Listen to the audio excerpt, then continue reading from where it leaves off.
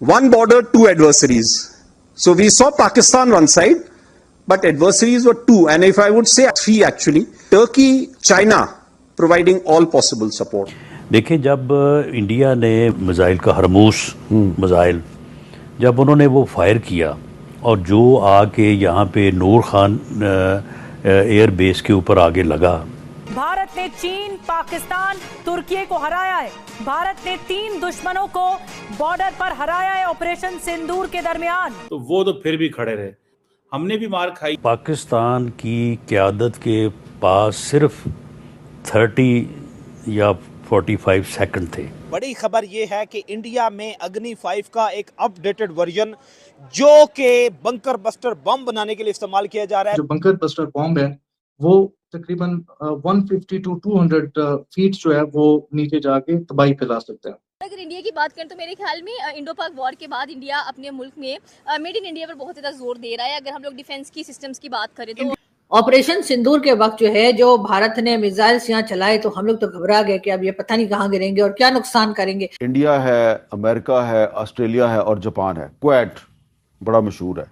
उसकी मीटिंग थी foreign ministers की वाशिंगटन में, और उसमें जो ज्वाइंट स्टेटमेंट जारी हुई है तो उसमें तो पहलगाम का भी जिक्र आ गया है। ये उनके पास टेक्नोलॉजी आ जाती है तो पाकिस्तान के ज़ेरे ज़मीन जितनी भी न्यूक्लियर साइट्स हैं और जितने भी पाकिस्तान के बंकर्स हैं जहाँ पाकिस्तान के पास टेक्नोलॉजी है वो उनके निशाने पर आ जाएगी। इंडिया के वजीर खारजा हैं, उन्होंने मीडिया से बातचीत में ये भी कहा जी कि हमारा ऑपरेशन। तो दोस्तों, भारत बोला है कि हमने एक साथ 3 दुश्मनों को हराया और इसमें कोई दो राय नहीं है।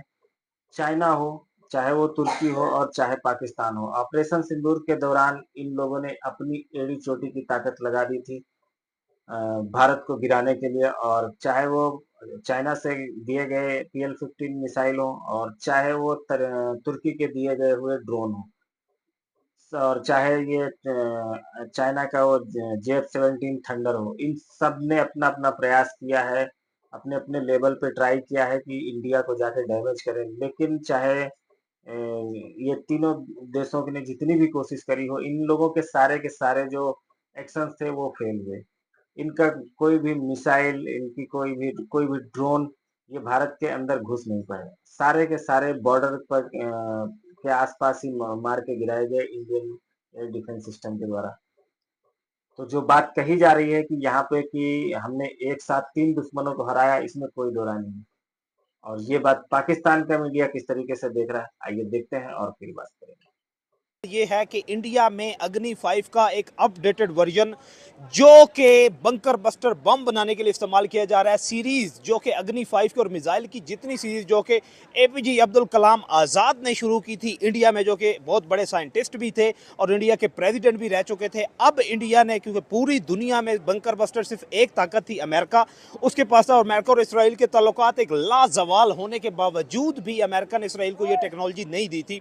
लेकिन अब इंडिया अपने अग्नि 5 को अपग्रेड करते हुए, अगर ये एक्सपेरिमेंट कामयाब हो जाता है इंडिया की तरफ से, तो पहले एयर टू एयर और स्पेस टू स्पेस जो है वो तो वॉरहेड ले जाने वाले जितने भी उनके पास मिसाइल है वो पाकिस्तान के साथ मुकाबला कर सकते हैं। अगर ये उनके पास टेक्नोलॉजी आ जाती है तो पाकिस्तान के ज़ेरे ज़मीन जितनी भी न्यूक्लियर साइट्स हैं और जितने भी पाकिस्तान के बंकर्स हैं जहाँ पाकिस्तान के पास टेक्नोलॉजी है वो उनके निशाने पर आ जाएगी। और रशिया से उन्होंने S-400 की अपग्रेडेशन डिफेंस सिस्टम और अग्नि 5 जो है इसकी अपग्रेड करने के बाद तो पाकिस्तान और इंडिया के ताकत का तवाजुन जो है वो कहाँ पे खड़ा होगा। बात करते हैं हम इस सिदरा से। अस्सलाम वालेकुम। क्या हाल है आपके? ठीक ठाक। क्या लगता है आपको, बंकर बस्टर जाता है तो फिर मेरे ख्याल में तो सल्यूट तो इंडिया को करना चाहिए। डेफिनेटली सल्यूट करना बनता है इंडिया को। अगर बंकर बस्टर्स की बात की जाए तो भाई एक ऐसा हमारे पास ही और हमारे पास ही होना चाहिए। इसराइल जैसी बड़ी पावर को भी उन्होंने नहीं दिया है। और अगर इंडिया की बात करें तो मेरे ख्याल में इंडो पाक वॉर के बाद इंडिया अपने मुल्क में मेड इन इंडिया पर बहुत ज़्यादा जोर दे रहा है। अगर हम लोग डिफेंस की सिस्टम्स की बात करें तो इंडिया और पाकिस्तान की जब भी आप ये कह लें कि रिटेलिएशन होती है, कोई टेंशन क्रिएट होती है या कोई एक लिमिटेड वॉर स्टार्ट होती है, उसके बाद दोबारा इंडिया जो अपने डिफेंस की तरफ जाता है, दोबारा अपने डिफेंस को अपग्रेड करता है। पुलवामा के बाद 2019 में उन्होंने कहा कि उन्होंने राफेल लिए। अब पाकिस्तान और इंडिया के दरमियान जो टेंशन बढ़ी है 2025 में, इसके बाद वो B2 की तरफ जा रहा है, अग्नि 5 को अपग्रेड कर रहा है, उनका जो रिसर्च डेवलपमेंट इंस्टीट्यूट है। तो क्या मेरे ख्याल में तो बहुत ज़्यादा आप ये कह लें कि सेंसिटिव है अपने डिफेंस के मामले में इंडिया। देखिए जब आप किसी मुल्क के साथ रिटेलिएशन करते हैं या किसी मुल्क को जवाब करते हैं, उस पर हमला करते हैं, तो आपको अपने जो प्रोज एंड कॉन्स हैं, जो एडवांटेजेस और डिसएडवांटेजेस हैं, वो नजर आ रही होती हैं कि अच्छा यहाँ पर मेरे से ये कमी रह गई है, तो नेक्स्ट मोमेंट पे मेरे पाकिस्तान ऐसा करता है? नहीं नहीं, पाकिस्तान मुझे नहीं लगता कि हमने कभी कुछ ऐसा फोकस किया हो कि अगर ठीक है हमारे पास ये कमी है तो हम एक नया डिफेंस सिस्टम क्रिएट करें। हालांकि हमारी इस बार जो आर्मी का बजट है सबसे ज्यादा मिला है, लेकिन इंडिया के मुकाबले में तो नहीं है। इंडिया के मुकाबले में देखिए व्हाट वाज दैट शिप जो बहरी बेड़ा भेजा गया है रशिया की तरफ से, बिल्कुल ठीक है, और वो भी वहां पर हम अटैक करेंगे। तो मैं कह रही हूँ कि पाकिस्तान की न्यूक्लियर साइड छोड़ो, लोगों पे अटैक कर लो यार। हम तो थके पड़े हैं कसम से। यहाँ पर हमें कोई फैसिलिटी नहीं मिल रही है। हमारे पास सिर्फ एक यूट्यूब है, हमारा इंस्टा मोनेटाइज नहीं है, हमारा टिकटॉक मोनेटाइज नहीं है, हमारे पास फेसबुक मोनेटाइज नहीं है, हमारे पास पेपल नहीं है, हमारे पास पायनियर नहीं है, हमारे पास कोई भी ऐसी सुविधा नहीं है कि जिसको हम यूटिलाइज कर सके। तो मुझे लगता है कि अगर आप लोग चाह रहे हैं ना कि पाकिस्तान को उड़ाना है या पाकिस्तान की न्यूक्लियर साइड को तबाह करना है, ऐसा ना उसको करने की बजाय नाम इसके consequences for beyond the borders भी जाएंगे। इसकी तबकारी जो है, देखिए इसके कॉन्सिक्वेंसेस जाहिर सी बात है, जब न्यूक्लियर बॉम्ब आप यूटिलाइज करते हो किसी कंट्री के अगेंस्ट, तो वैसे भी मुझे लगता है कि यूटिलाइज नहीं करे, वो तबाह करने वाले हैं पाकिस्तान का।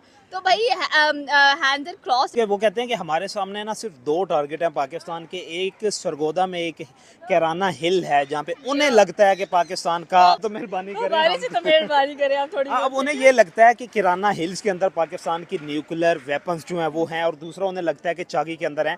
अब इसमें कितनी हकीकत है ये तो हम भी नहीं जानते, लेकिन देखिए सबसे बड़ी बात ये होती है कि मैंने देखा कि पाकिस्तान कभी अपने जो हिडन एजेंडास हैं उनको एक्सपोज नहीं करता है, और ना हमने कभी सुना है, और ना शायद हमने कभी दिलचस्पी नहीं लिया पाकिस्तान के हिडन एजेंडास के अंदर। बिकॉज हमें लगता है कि यार हमें बेसिक नीड्स हमारी पूरी हो जाए, लाइक रोटी कपड़ा मकान पूरा हो जाए, that is okay for us. हमें क्या लेना डिफेंस से, हमें क्या लेना चीज़ों से, ठीक है आर्मी हैंडल कर रही है, सॉर्ट आउट कर रही है सारा कुछ, तो that's fine and that's okay. अगर आपने किराना हिल्स की बात की तो भाई वहाँ पर बचपन में हम लोग जाया करते थे। बलूचिस्तान में ऑपरेशंस पे ऑपरेशंस कर रहे हैं, और वो नाकाम ऑपरेशन में, नाकाम ऑपरेशन इसलिए कह रही हूँ कि अगर वो ऑपरेशन कामयाब होते तो अभी तक जो है वो रुक चुके होते, लेकिन जाहिर है कि वो नाकाम ऑपरेशंस जो चल रहे हैं उसकी वजह से बलूचिस्तान के लोग जो प्रोटेस्ट कर रहे हैं उनको सुना नहीं जा रहा, उनको अरेस्ट किया जा रहा है, मिसिंग पर्संस का इशू है, बार बार उनको पकड़ के बंद कर दिया जाता है, तो या उनको गायब कर दिया जाता है। उसके बाद उनका कुछ पता नहीं लगता। उनमें से मेजॉरिटी लोग तो सारी जिंदगी उनके घर वाले इंतजार ही करते रह जाते हैं कि वो कब वापस आएंगे। क्या ये कोई पब्लिक इंटरेस्ट में हो रहा है?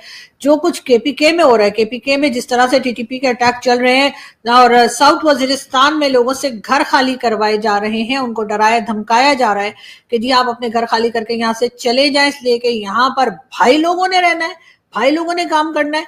तो क्या ये पब्लिक इंटरेस्ट में हो रहा है? और इसके अलावा कई लोग जानते हैं कि चिलगोजे, आप तो जानते हैं मुझे चिलगोजे बड़े पसंद है और बड़े महंगे होते हैं भाई, मैंने तो 2 साल से क्या 4 साल से नहीं खाए। तो मैं ये बता रही हूँ कि चिलगोजे के जो बाग हैं वजीरिस्तान में और कई दूसरी जगह पर, वहां पर भी जो वहां के लोकल्स हैं उनको भगा दिया गया है, और सुना है कि भाई लोग वहां पर पहुंच गए हैं और उन्होंने कहा है कि ये चिलगोजे के जो बाग है ये हमारे हैं और हम इसको देखेंगे। तो यहाँ पर तुर्की ने पूरी कोशिश की थी कि इंडिया को डैमेज पहुंचे, और वहीं पर चाइना ने भी अपनी तरफ से पूरी कोशिश की थी, लेकिन इन दोनों का बस नहीं चला, और फाइनली पाकिस्तान इंडिया के हाथों बुरे तरीके से पिटा।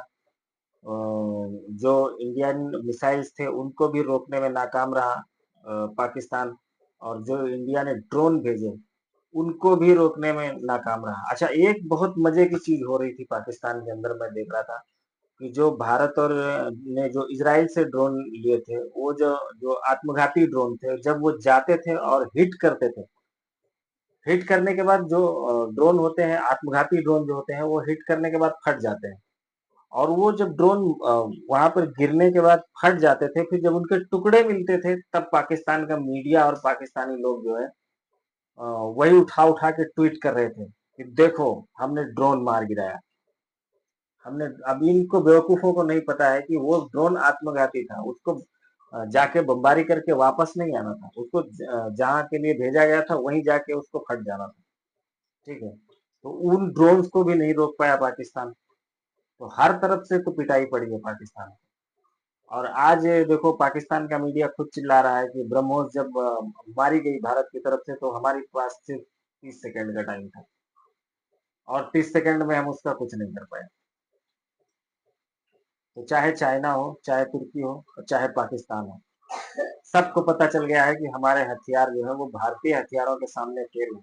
यही वजह है कि अब पाकिस्तान पूरी दुनिया में डिफेंस सिस्टम ढूंढ रहा है, ऐसा डिफेंस सिस्टम जो ब्रह्मोस को रोक सके। और ऐसा कोई डिफेंस सिस्टम अभी तक पाकिस्तान को मिला नहीं।